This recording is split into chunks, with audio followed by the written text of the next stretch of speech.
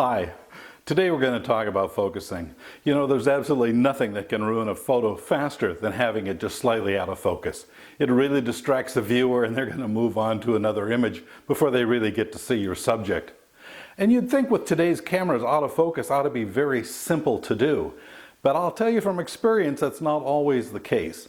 And I think that's why many cameras will give you the options for focusing. This example is just using a 9-point screen system. Some of the cameras today will give you up to 64 points. You can see that the red box in the middle in this case is where you're going to be focusing.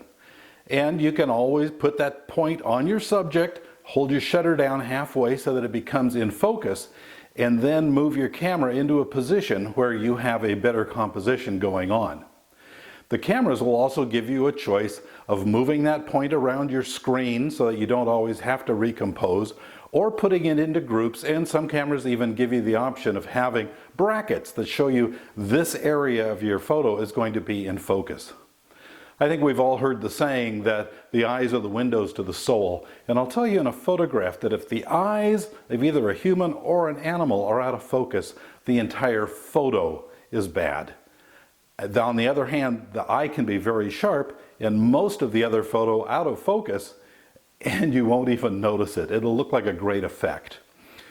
When you use a single point, such in this mountain lion photo, you can put that point right on the eye. And because cameras use contrast in order to focus, make sure that point includes some area of contrast in it. Very low light or trying to shoot sand on a beach is going to throw your camera way off when it comes to focusing. Now, if you're going to shoot a bird in flight, that single point focus probably isn't going to work real well. So in this case, we switch to a bracket where we're using mostly a center weight focus. And here it's easier to track the bird with multiple points than it is just that one single point and shoot. There are going to be times when you come up against a fence or try to shoot through a wire mesh and your camera just absolutely refuses to focus on your subject behind it.